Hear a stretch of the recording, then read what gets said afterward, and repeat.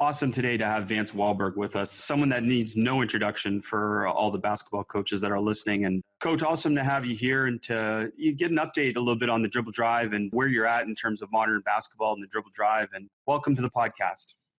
I appreciate you having me, Chris. Coach, we've had a chance to connect over the years, and I've been very fortunate to have learned a lot from you. And I know you've shared so much with so many coaches. And maybe let's just start with, from some of your past experiences, NCAA, NBA, as a head coach, as an assistant coach, and now back to high school. Where do you see the Dribble Drive offense? Does it still stay true to what you thought it was back then, or how much has it evolved? No, it's evolved. I mean, when I started running it in the middle 1990s, when I started doing it during that time, originally started it just for the fact that, I was so many guards and not very many big men. And then what happened from there is each year my players kind of created the offense with what their best abilities were. I think any good coach, you see who you have, you try and put them in the best positions to succeed.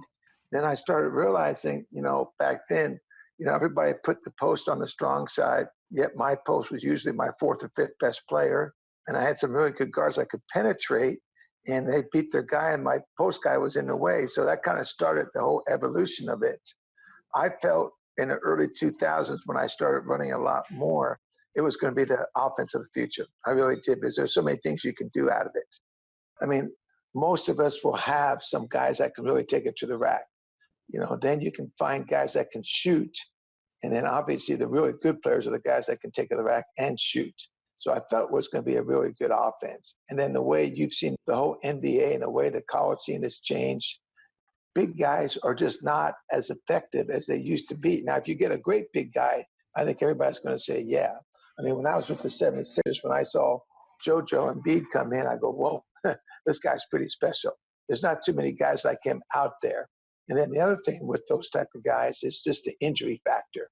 So many big guys with the stress, and they're so physically good, but they're so big and strong that the body wears down a little bit faster.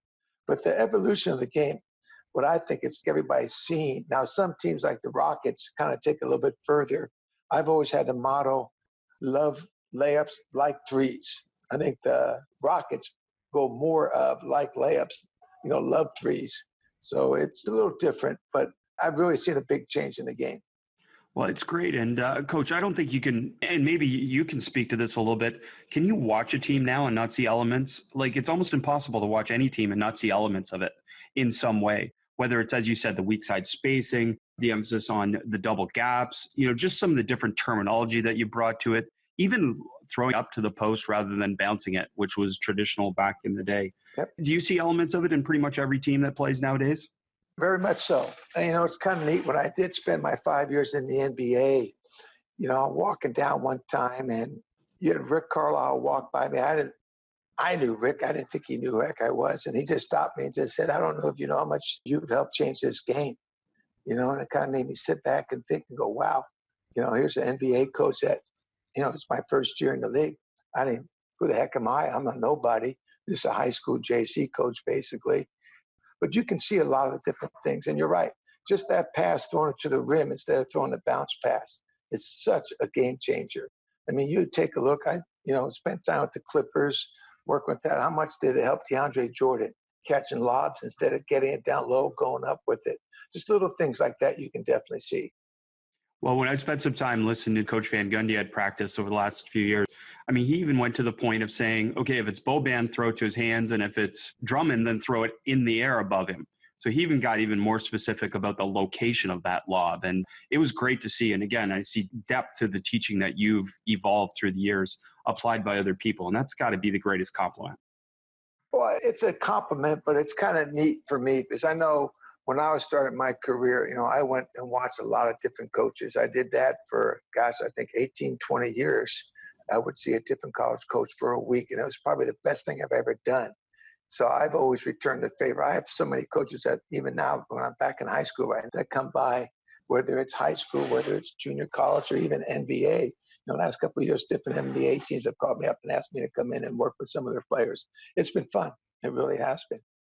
Well, tremendous. And we're going to dive into some of the technical details and kind of get your thoughts on kind of how we can even improve even more. And let's start with something that, I think is an obvious question from my perspective. And that's, what's the biggest mistake coaches make with the dribble drive when they try and teach it? One of my initial thoughts might be that they don't emphasize the skip enough. And that's something that I see when I see some dribble drive teams. I see that they don't attack the weak side. But what are some of the things that you see a little bit, some of the biggest mistakes coaches make? I would say number one, they want instant success with it. And when they don't get it, they're kind of like, this isn't what I thought it was. And then what happens, I think another one is they get in the habit of attacking the rack, but they don't know what a good shot is when they get to the rack. Just because you get to the rack doesn't mean you earn the right to shoot it. And I think people don't understand that. I would say number three is a lot of people want to understand the drop zone and put that in. When I go work with people now, and I spend a lot of time with a lot of different people, honestly, I don't even want to touch the drop zone for the first couple of days. Just the fact that it kind of messes them up and they think, that's one of it. So that's one of the other things. And I would agree with you. The other part, Chris, is they have to learn how to utilize the whole court and not staying on the strong. So many players just stay on strong side or it's one pass away. When they can learn how to make that next read, and that's why I think the blood drills are so good, that then they start understanding the other side of the court and the skip passes. Well, we'll get into the blood drills because, again, I think my whole thing is about decision-making and empowering players to make decisions. And again, those blood drills were ahead of their time in terms of that. Like a small-sided game that really emphasized decision-making is tremendous. But Coach, the drop zone, you said you wouldn't teach it initially. And that makes sense. Again, in the modern game is that's not a shot we want. So you talked about shot selection at the rim. Can you give us a few teaching points on what specific things you emphasize? What is a good shot at the rim in terms of the rack zone? Okay. Think of it this way. Every time you shoot, you want 3 points. Okay. So if I'm taking it to the rack, I want to go hard. I want to initiate contact. I want to try and get the and one. Okay. Or I'm going to drive, kick out, and get the open three. So every time we shoot, we want to kind of be greedy. Not saying we're going to get it all the time, but we want to think that way. Then the next thing is when you get to the rack, can you get a clean shot up? So you just get in there and just throwing it up or getting your shot blocked. To me, getting your shot blocked is probably one of the worst things that you can have done. One, it kind of demoralizes you. Two, it usually starts a fast break the other way. But the biggest thing is I want them to learn, if I can get my shot up, even if the big comes over, I don't care if it's a shot or a shot pass. And what I mean by that, Chris, is if I go up and all of a sudden, I'm kind of stuck in the air, and I go with my baby hook, my semi-hook, and that big comes, I just want to get up higher and over him because now my teammate, my 5-man, will clean up on the weak side. And that's all I want to make sure. So when I drive it, I want to make sure that I know my reads are real simple. I'm looking to score. If I don't have a good shot, I'm reading 5X. If 5X steps up, I know I'm looking lob. If 5X stays flat, I know I'm going to challenge the rack. Last second might be a baby hook or a wraparound pass. Okay, if he hugs this guy, I know I'm going all the way. And then on our scouting report, we always check, does 5X, do they look to take charges? If they do, we know our 5-man's going to get a lot of lobs. We know because of him stepping up, we know to stop short and look for the lob game on that. And then the last thing is when if I drive and I see 5X step over and 3X step down, then we're looking for the skip. So those are what we're looking for. Well, it's great. And that skip is what I feel also in this modern game and the evaluation, especially when we're talking about a high school player to their next level or possibly a collegiate player to their next level, is that ability to be able to make that weak side pass. We call it a Ginobili in our program, the ability to be able to drive the opposite slot or lane line and then be able to skip it essentially off one hand, off the dribble to the weak side on time, on target. So is that something that's evolved as well in terms of your teaching and allowing for some more freedom? Do you let players leave their feet? Do you let players be able to pass that with one hand? What are some things that you allow in terms of that ability to be able to attack the weak side? Great question, and you're exactly right. Obviously, an old-fashioned coach in some ways, and leaving your feet used to always bother me. But then I had a little point guard who, when he would penetrate, couldn't make that pass because he was too small. So, but he was good enough. He used the step back, and then he would jump in the air and throw a two-handed overhead pass And dang, if it didn't work, I'd say, hey, let's use it. Let's work on it. Some people go with the grenade pass, let's skip that way. To me, again, I've changed an awful lot, real big, and that's what I think that I love about Dribble Drive. It's teaching them how to play. It's not teaching them how to run plays. And I want to do the same thing. I want them to be able to play, make the plays. If player X can do it, but because he's 6'4" and make a straight line pass, great. If he's 5'8" and he's got to jump in the air, I have no problem at all. Well, again, it speaks to something that I emphasize at all levels of teaching, and that's structure to unstructure. Essentially, that the dribble drive gives you a structure to have freedom. But players are much better when they have that initial structure to be able to learn from, and those spacing spots or whatever you call it. And there's another thing, and I don't see it as much at the NCAA level, but spacing to the corners is that next evolution of probably the NCAA game that I think, again, in Europe and the NBA, they're already there. But there aren't a lot of NCAA teams that space to the corners. And that's something that Dribble Drive's always emphasized, is creating those double gaps. Yeah, and honestly, Chris, what you want more than a double gaps is the triple gaps. Right. And that's when you go 1 to 4, you cut through. Now you got that 4 attacking that big triple gap with 2 in that corner. And the game has evolved so much that there's so many great athletes out there. And again, here's how I feel about the Dribble Drive. I really feel there's 2 really big components that I don't think people understand. Okay. One is when you open up those, you get somebody a triple gap, the advantage is yours. Okay. And what I mean by that is you might be a great defensive player. If I'm a good offensive player, I still think a good offensive player can beat a great offensive player with a triple gap. Okay. Now, if I'm an average offensive player and you're a great defensive player, triple gap ain't going to mean anything. I just think what it does when you open up a triple gap, it makes an average player, a good player, a great player unstoppable. That's how I feel. Then I think the other part of the game, I think a lot of people understand, and when I was with Philly, Brett started to understand that, is, I know this sounds weird. For me, I would never teach triple threat again. And I know a lot of people would. I wouldn't. I believe in triple threat, but what I want my players to understand is if you catch it standing, I expect you to shoot it. Or I expect you to be on the go. So I want go and catch action, not catch and go. How many times do you see somebody catch it, give it a shot, fake, make a move, and the ref calls travel? Okay. See, in my mind, if I'm that guy catching the ball, and what we try to work on, I want you standing if you think your man leads you and you can get the 3. Or if he's hugging you, or if he's in a position, you're in a position where you don't think you can get the 3, then I want you either back cutting or kicking up. Or if you're up top, I want you basket cut or kick back. So I want you on the move. So the go and catch action, I think, is really critical. You're speaking my language. I mean, I'm 100% on board that the triple threat essentially, again, with the exception of exceptional players at the NBA level where you can isolate and the spacing rules are different. Like it's not necessary and it doesn't help. And this must be another question I assume you get, because I get it a lot. And that's that, especially coaches when they refer to any type of dribble drive or stuff like that, is that my players can't get by anyone. What's your advice to coaches that say my players can't get by anyone, that they drive and they can't go anywhere? What type of advice? I assume it relates back to what you said about spacing and creating that triple gap. But the other thing is to be able to catch it on the go. Is that really what we say to these coaches, or what type of advice can we give them? Okay. Now, a lot of coaches are going to say get better players, but you're stuck with who you're stuck. Okay. Sure. So my whole thing is, look, if any one of my 4 perimeters, and again, I've even evolved to now where my 5 is my 4, but I'll go with basic terms for most people. I even like to bring my 5 out and then start the dribble drive with the 5 now. I've even evolved to that.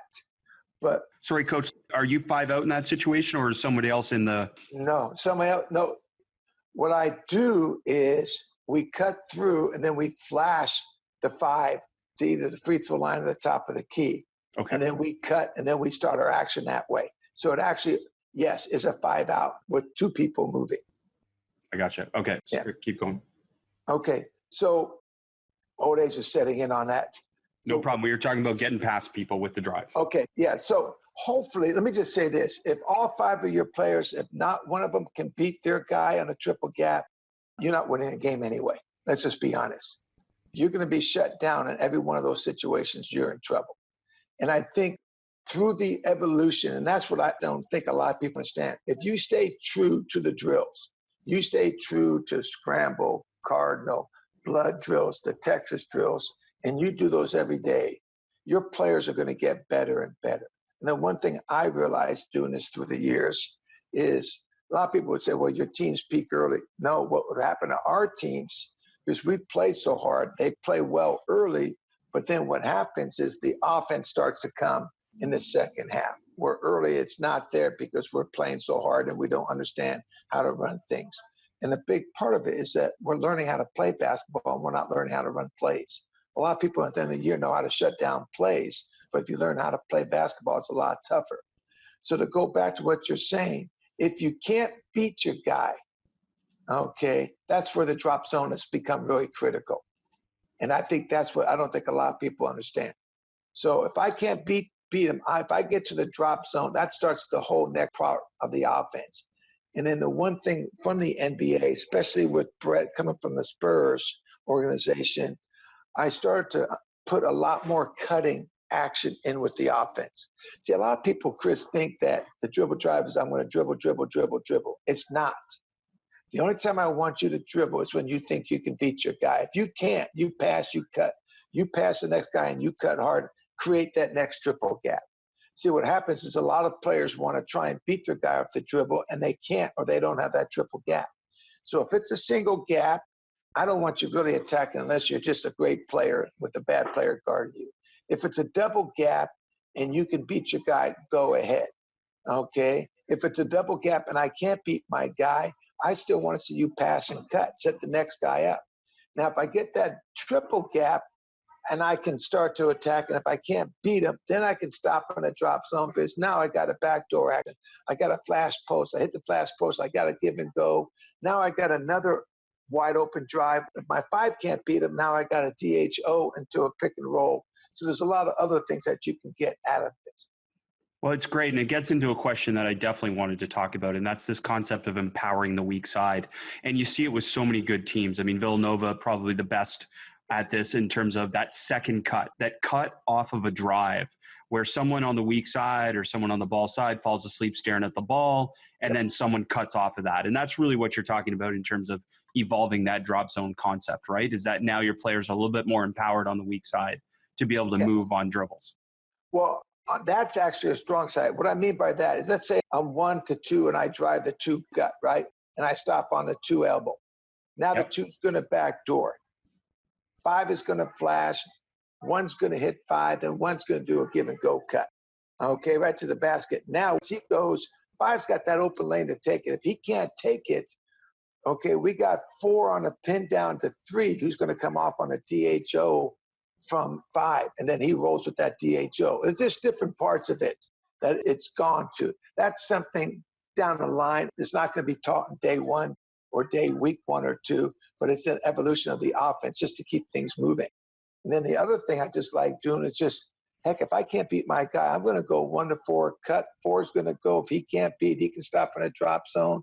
You can stop in a drop zone. You can look for the skip, because a lot of times if they play good defense, they're hanging in the, they're going to lag in the paint. So you got the skip, and that starts another part of the offense.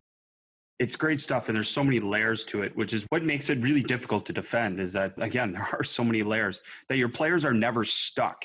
And was that part of the mindset in its creation as well, that it wasn't just the primary attacks or the secondary, it was that your players always had outlets for when they got in trouble? Well, honestly, Chris, when I started back in the mid-'90s, to 95, I think it was 96, 97, somewhere I started the beginning of it. What started happening is, honestly, I wanted to get to the rack. I still remember it was a high school game. We lost to a team twice during the season. We lost, I think, by 19 and 23. So now we met them at their house in the semifinals of the section.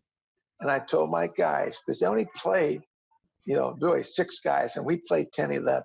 I said, look, we are not taking one outside shot the whole stinking game, the whole half. Halftime, we'll come back and we'll reevaluate what we're doing.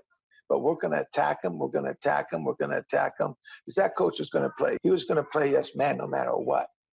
And Obviously, you can't do that for a whole game or a whole season, but we did it the whole first half. We were up 24 at halftime to a team that we lost 2 times. We ended up winning the game in the mid-20s, and it just made me start thinking, well, why don't we get in this attack mode, stay in this attack mode? Then you start putting all the percentages, what happens, where do you score in the rack zone, or what do you score in the drop zone? What do you score in the, out behind the 3? And really, it's just it's common sense. It's simple math of why you would want to do it. Well, and again, it's tremendous just to hear your thought process about how some of it's evolved and everything like that. And another question that I have that comes up is, how much do you emphasize the dribbler countering? So if they attack in one direction and they get cut off, how much do you emphasize their ability to be able to attack and counter, to change direction? Or do you want certain players to be able to just attack, they get deep, and then to be able to initiate that next part as you talked about? What's your philosophy on attack and counter? Okay, so the evolution, when we, years ago, that was, it's changed so much. So the evolution now is I'm coming down as the one. See, a lot of people think it's a 4-out offense. The advantage of a 4-out offense is that you have a single post, so you got one side you can really attack, right? And the advantage of a 3-out offense is you have bigger gaps. So through the years, the evolution of it, why not take the best of both? So why not put somebody in motion? So if I'm the one coming down, I want 4 to cut through. So now that gives one what up top? Gives him the whole court where he can do what he wants. So now he can make his counter dribbles. So he might all of a sudden go right, all of a sudden he's jammed. He might make his move and come back and go left. So he might go left, come back, go right. So when 4 cuts through, his goal is always cut to score, stop underneath the basket, read now, where's one going to go? If one's going to go 3 side, he's going to come out the 2 side. If one's going to go 2 side, he's going to come out the 3 side. And that's kind of the next evolution of what we put in. So to go about your counters, yes. Now, if I'm in tight, if I happen to catch it on the 2 side, okay, they know if I drive 2 baseline, everybody knows where they're going.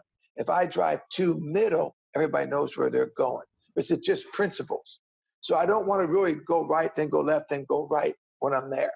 But I can make a quick move and then come back middle, or quick move middle, go baseline. That's not a problem there. Basically, what I'm trying to say is whatever you make, but don't play with the ball. Don't hold it too long and don't mess around with it. And I imagine, again, without speaking directly, but we are talking a little bit about the Rockets, is that part of what you wouldn't want it to evolve to? Is that much messing around with the ball? We're talking in that example, that's a supreme talent. So to an extent, that eliminates anything we talk about. But we don't want players to mess around with the ball like that. And I'm not talking about hard messing around. It was kind of neat as I went back when, Mike D'Antonio was with the Sixers for a little bit. So I had a chance to actually sit and talk with Mike on different things. That was really interesting. With Harden, what you're talking about, that's completely different. I mean, his game is to be able to make a play with the ball. Okay. But I think and I know if you're at the high school level or at the college level and you let one guy have the ball that much, if you're at the college level, how are you going to be able to recruit? Because the other 4 guys don't want to be around with that. Okay. At the high school level, if you're stuck with one guy doing that, I think down the line, you're going to run into a little bit of trouble. I really do. But the thing with Harden, if you're taking a look, James had to do that because Chris Paul and Capella went out. With them back, he's not doing as much. And I think you'll see that evolution of it too. That's great. Coach, how much do you think the progressions of teaching dribble drive differ from, you say, a youth to a high school to a college level? Would you teach it any differently at the different levels? I mean, maybe the speed that you install it, but in terms of actually the progressions, would it be any different? It would be the same. You have to understand what you're doing. You have to understand the 3 basics of why you're running it. And then I think the nice thing, getting a chance to do some of the things at the NBA level, obviously they pick it up a lot faster. And when you kick it out, they make that 3 a heck of a lot more than they do in college or high school. But all the 3 levels that I've worked with, all the different levels from high school to junior college to NBA, I still would stay with the same. Now, the difference is in the NBA, you got to do it quick with those guys because they don't want to be bored. So you got to really move it a lot faster. To college, I think you can take more time and teach it than I would take more time at the college and the junior college and high school level. By teach it, do you mean like break it down a little bit more than you would say at the NBA level? Yeah. NBA and high school and college, I think you want to do a lot of 1-on-1, 2-on-2, 3-on-3, break it down that way. In the NBA, maybe I'd go 3-on-3 to 4-on-4 to 5-on-5. No, that's great. Coach, knowing how long you've run it and you've run it at so many different levels and you've concepts at different levels, what's the best defense against it? What has given it the most problems? I would say a real physical defense that's going to bump you off your lines. They will get to you, especially if you get to the time of year. Maybe it might be playoffs, or it might be you get to somebody's house where they won't call those fouls. You know, because my usual to the guys is first bump a good referee is never going to call. Second bump, they might start thinking about it. On that third bump, they're probably going to call it. And if not, I'll be yelling at the referees to call that. So I think that's one of it. Some people struggle with teams that sag. But I think what happens with teams that sag, what happens a lot of times, if you don't have a good outside shooting team and they sag, it's going to hurt you. There's no doubt about it. But if you can shoot outside and take it to the rack, if they sag, then what they're basically saying is, you know, they're trying to zone it, muck it up to where, you know, they're hoping that you miss your threes that day. And that's why, for me, I think, you know, Chris, I always like scoring on the other side of the ball. That's why I love pressing. That way, you got different ways to score, and you're not just stuck in running a half-court, you know, offense. I've told people this all the time. Everybody thinks I'm an offensive coach. I never have been.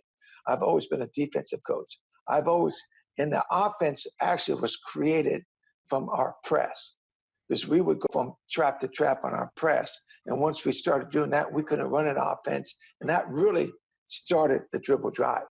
Well, and I think we talked about that, and you mentioned that a long time ago when we met at the clinic, and that was that you said that, and I had mentioned that really I was attracted to your defense first, some of those press concepts and whatnot, and I learned the dribble drive a lot more from you when you were up, but it's tremendous stuff as well, and we'll have to do another podcast on that. But so attacking the pack line, you talked a little bit about that, about having that balance between shooting and driving it, but do people try and switch much against it at this point, since switching is so popular or getting more popular? The switching should never really come into effect. If they're switching, it's because, you know, you ran your kickbacks too close, or you ran your kickups too close. You didn't see. I'll give you some more teaching points. Okay.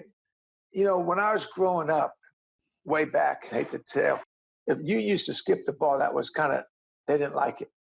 And then the big thing was, if you get ball reversal, that was good. Then it became where let's skip it, because then you create the closeouts and you can attack the closeouts. See, I think one of the hardest things to do is attack from one side of the court to the other. And the reason it's so hard is before you know it, you go from strong side defense to weak side back to strong side.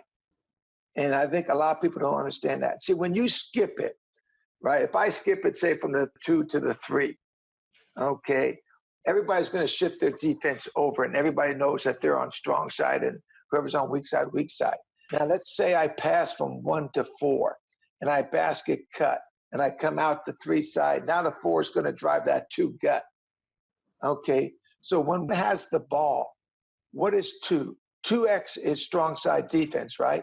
So when I pass 1 to 4 and I cut through, now what happens? 2x is now coming over into a gap because they're not strong side, they're weak side. And it's a tough position. Now I attack that side, and all of a sudden 2x doesn't know, now I'm strong side, but I may give up the corner 3, or I'm strong side, or I may get back cut. And to me, that's the hardest thing to guard, is that triple gap going from a weak side to a strong side penetration. So I think anytime you can set that up, you have such a big advantage. Dave Smart is one of the best coaches in the world, and now you can learn from him with never before available access. 3 all-access practices and 1 defensive coaching clinic are available at davesmartbasketball.com. What makes these all-access practice and clinic videos so unique? Dave Smart has won 12 national championships and has a winning percentage of 92%. Dave Smart's force weak hand defensive system is world-renowned and has never been shared in this way before. Dave Smart has a winning record in over 50 games versus NCAA Division I teams, having beaten Wichita State, Baylor, Wisconsin, and many others. Dave Smart is recognized by Jay Wright, Mick Cronin, Jay Triano, and many other top coaches in the world as one of the best minds in basketball. Learn from one of the greatest minds in the game who opened his doors and shared the game with us from one of the most successful basketball programs in the world. Go to davesmartbasketball.com now to learn more and to purchase all 4 videos. Well, it's great stuff, and there's no question that it doesn't matter if a team switches or pack line. If you can get that, then you're going to get an advantage, and that's the whole point of this, is that it can attack multiple defenses. Maybe that's a good time to evolve it into, are you running this against zone? Are you using some concepts against zone? What's your philosophy in terms of that? Okay. Yes, you're using some of the same concepts. You're not going to use everything the same. Okay. For us, for example, let me tell you one of the biggest things against zones. In a man-to-man, when we get over half court, if I'm guard to wing, I expect my wing to be in the corners to open up the gap. Okay. In the zone, I expect my wings to be as high up as they can to get that pass from the guard. So that's completely different there. And the reason I do that is you're just not going to come down against a zone and be able to attack the gap and get something right away. So what we teach first is what's called a 2 game, okay, a 2 set. And what 2 set means is we basically want to get a mid post and a short corner and go with a point and 2 wings. And teach a little basic offense from that. And then once we teach that, we can attack any zone with the dribble drive principles. It's hard to do it over the air like this, but it's something that once they really understand it, it's really pretty simple. And I'll be honest with you, I literally every year spend, good gosh, maybe 3 hours on zone the whole year. That's it. Because we don't get zone much because we work so much on shooting. And to be honest with you, I mean, I know down the line I'll get zone more, but my kids have such freedom of shooting the ball and such confidence that when they see an open 3, they know that's part of our offense. We take it. Now, when I worked with, when I would spend time with Cal, when Cal was at Memphis, he goes, "You're a little too crazy for me, Vance." He didn't like to have that. But I don't think it's bad if you teach how to rebound. And I think that's real critical. See, offensive rebounding for us is real critical. We have a set way that we go to the offensive boards depending on where the ball is shot. If it's shot strong side or if it's shot weak side. And that kind of gives you an advantage. I remember way, way back when it was, the old, is it Dale Ellis? No, Dale Brown. Dale Brown? Used to be that, LSU coach? LSU, yeah. He had a philosophy. He didn't mind taking the threes. He felt if he shot 30 threes, he felt that, look, out of every 10 threes, if we can make 3 of them, that's great. Because we're going to rebound those other 7 misses. And my goal is to get 3 or 4 of those rebounds. And it's going to give us overall a better chance of scoring and a higher percentage. And that always kind of stuck with me when Dale said that. So for me, we have a way that we offensive rebound, because I think when you shoot shots that are close in, 15-footers and in, I think height has a lot more to do with the rebound. Okay, but I think when you shoot threes, the way the ball visits it's a longer shot, longer rebound. I think heart and hustle has a lot more to do with the rebound than height. And we always kind of stress that. Well, that's a great point. And actually, 2 podcasts ago, I had Aaron Fern on who talked about sending 5 to the offensive boards. And it makes sense a little bit too. I'm not saying you do that, but it makes sense relative to what you're talking about, just in terms of the hustle and the amount of threes we shoot. But also it leads into probably a better pressing system as well, since you're already somewhat matched up, different things like that. But Coach, let's evolve that. And can you talk about what are your offensive rebounding rules, since we've talked about it a little bit? Okay, no problem at all. I go one back, two back. And what I mean by that is most people had their point guards be backed, right? And when I started a long time ago, I was the same way. But in this offense, who's the one guy that attacks the most is usually your point guard. So now if my point guard attack, who had back, I couldn't have him be the back responsibility guy. And then to throw the next thing in, honestly, my two guy, if he's a great shooter, a lot of times they're going to hug the hell out of that guy. So if they really hug him and he's in that corner and they want to hug him, basically what they did is they opened up the offense for us. He may not like it though. So what I did is on back responsibility, I would give my best shooter back responsibility. And what we would do is when that shot go up, let's say, Chris, you're one back. Doesn't mean you're the one man. That means you got back responsibility every time unless you shoot a corner three or you take it to the rack. Okay? Let's say I'm the two back guy. I'm going to the boards every time unless you shoot the three or take it to the rack. So I like four going to the rack. I like one back. But my one back guy is at the NBA three top of the key. That's where I want him. Now, obviously, if they leak somebody out, he's got to go with them. That's his number one responsibility. But what we really try and teach is once that shot goes up, we're going to attack the boards, and I'll go on that in a little bit. My best shooter's back. Now, if we grab an offensive rebound, my best shooter's going to drag behind wherever that rebound comes. I'm really big on shoulders. You talked about earlier about how to teach driving. I think you remember I always talked about how to get your shoulders as soon as they can square to the basket when you drive. Players that aren't good drivers, their shoulders are usually going to face sideline or out of bounds. The good drivers are going to learn how to clip the hip and get their shoulders to the basket as soon as possible. So shoulders for me mean a lot. So now when I grab an offensive rebound, if my shoulders are squared to the basket, I earn that right to put it back up. If they're not squared to the basket, if it's toward the side or out front, then we kick it for that quick three. I love getting that quick three off the offensive rebound. So my back guy, which is my two-man, who's my best shooter, we try to get him anywhere from 2 to 4 more threes a game by being in that back position. Now, he feels like, okay, great, I got back responsibility. And if I get my butt back there, now I got a chance to get 2 or 3 or 4 more threes a game. I think when you become really good at working at that, that becomes really critical. Now, my rebounding principles are real simple. I love weak side coming in on the baseline side. That weak side rebounder I always feel is the laziest rebounder on the court. He's a guy that kind of looks, turns his head, goes to the board. And so what we teach is once he turns his head, we're coming hard baseline. Okay, if my big, and I think you know in our offense, our big, our five guy is usually on the weak side. So if the shot goes up and my big's on the weak side, he has to drive middle to go get the rebound. See, if he stands there or fights on that baseline side, I'm taking away my weak side guy coming in. So what we do is we have him go to the middle.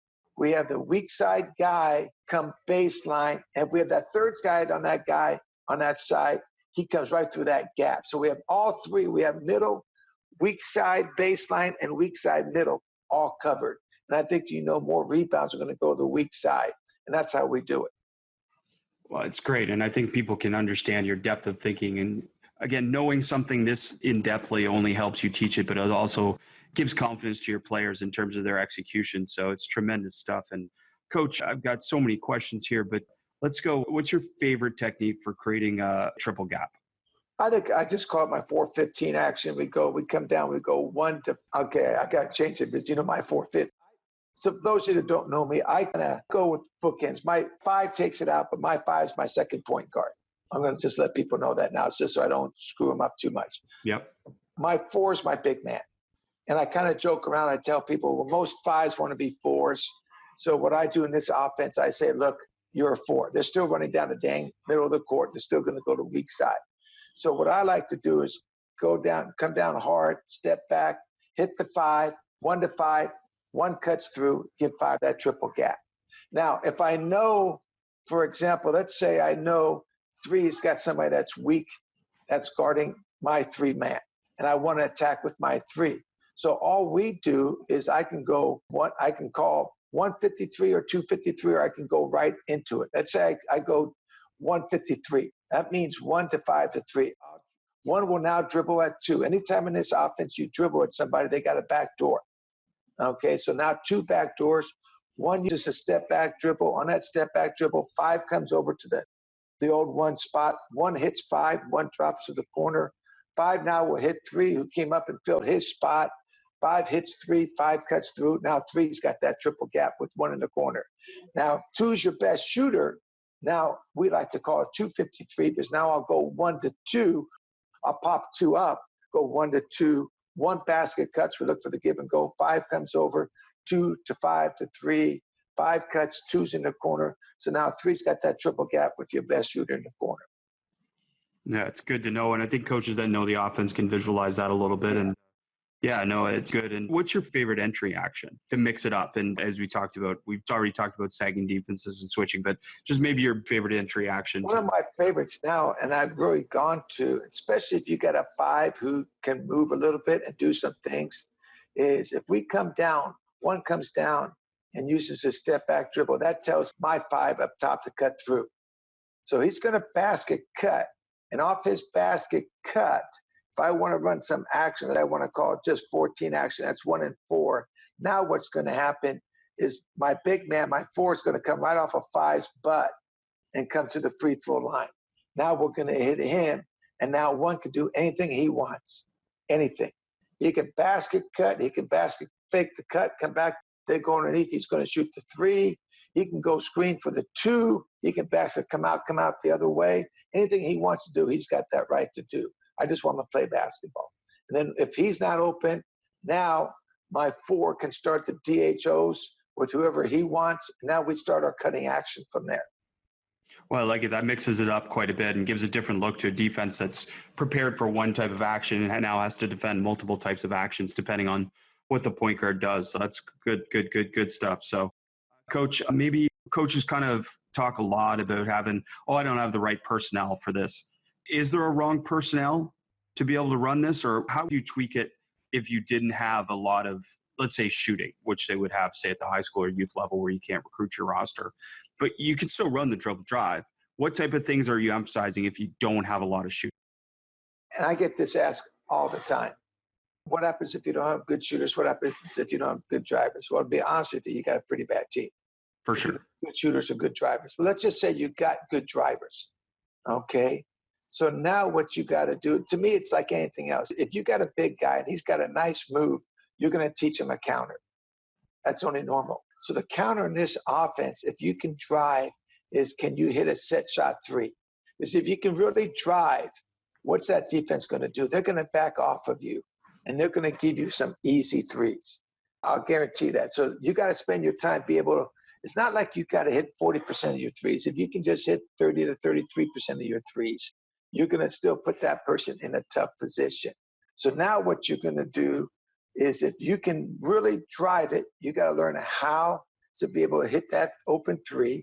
If you can really shoot it and you can't drive it, to me, there's 2 options you have. One, obviously, you want to learn how to drive. That's the counter. But I think good shooters got to learn how to cut. I think a lot of times people forget about that. They have to learn, how do I set myself up? Can I back cut? Can I kick up? I have to learn how to move without the ball. But honestly, Chris, I try and tell people, look, if you don't have good shooters the first year, this offense is still going to help you. And what's going to happen, it comes down to those daily 45 drills. If you don't work on shooting, I mean, let's be honest, if you don't have good shooters, how far are you going to go down the line anyway? And I think all of us want to be able to create what I call multidimensional players. I want my players to be able to both shoot and drive. And then once they master that, then I'm going to teach them that so-called floater and that mid-range game. But they got to master one of those 2 things. If I'm a really good driver, now I'm going to spend a lot of time on, can I just knock down that open 3? Because I'm not going to have, if I'm a great driver, I'm not going to have people in my face. They're going to be backing off.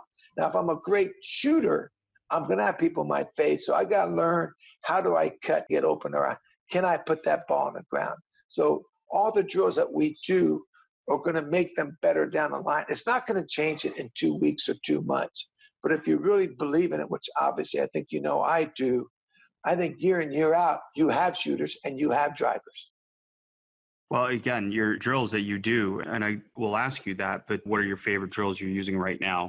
Say 2 to 3 that you love the most. But what I know about them is regardless of what offense you run, they're valuable because, again, they develop ball mastery, comfort with the ball, and then decision making.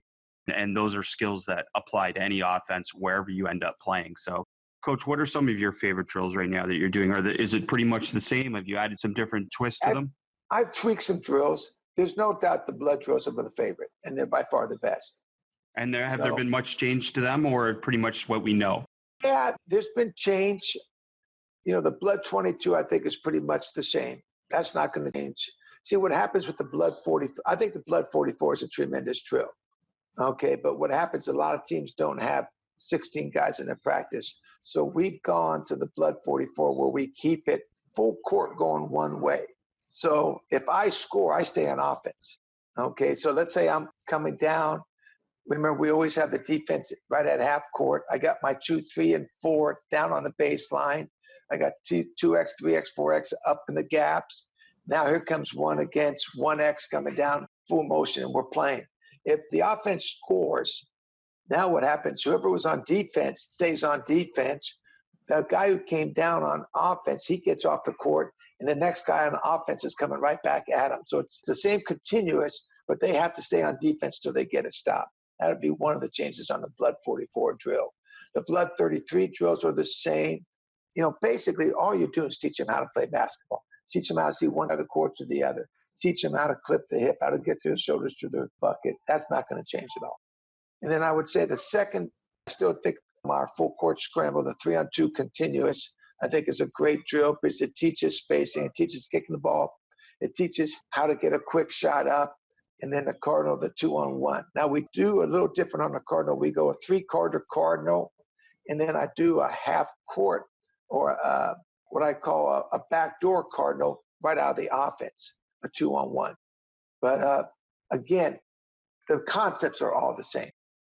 Again, for coaches that don't know some of the things that you're talking about, I mean, Google pretty much will bring up most of them or refer you to something that you can get access. And Coach has so much information out there that it's not hard to find some of these drills. And the blood drills are tremendous and have evolved quite a bit in terms of some of the things that we do as well. So, because they're decision making, and again, you're putting players in opportunities to be able to apply skills, which is great. Learn by doing. So, some other questions, Coach, in terms of this.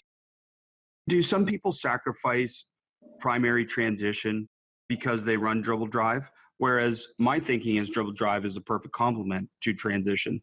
But I find that some teams almost run it as set offense when they have advantages already. And they don't need to run the dribble drive to create the advantage. They already have the advantage, but the principles apply in transition already, if that makes sense. No, it does. And there's a lot of coaches who, and this is something I think people got to understand. I'll give you a story about it. When I started working with Coach Cal, when he was at Memphis, the dribble drive, John came and spent time with me. We talked and talked. I mean, we talked on the phone over 100 times. He came out to watch my junior college team at the time. And I still remember Larry Brown going to John saying, "What are you listening to this high school JC coach for? Yeah. You've been very successful. You don't need to change anything." And Larry's right. John didn't. But what John saw was something. He had some pretty special players. Obviously, Derrick Rose came later, but he had some special players. And I think he realized recruiting-wise, and that's the biggest thing I try to tell people. And I don't care if you're high school, junior college, or college. Do you want to go to a high school that's going to hold the ball, get 45 to 50, 55 points a game, or do you want to go to a place that's going to push it, give you a chance to become as good as you want to become, scoring at 75 if you're in high school to 80, if you're in college, 80 to 85, and so forth. I think most people rather score. So I think it's a heck of a recruiting tool that way. I really do.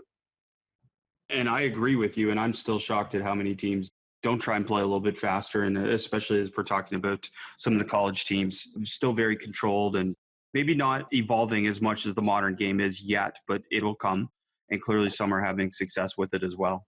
Again, Chris, anybody, like I said, you're talking about on the transition. See, I think the dribble drive with the transition is a transition.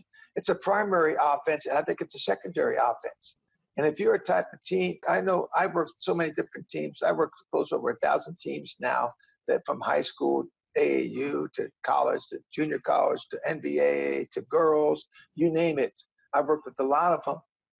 If you don't feel comfortable with it being your offense, that's fine. Take the different principles. That's not a problem.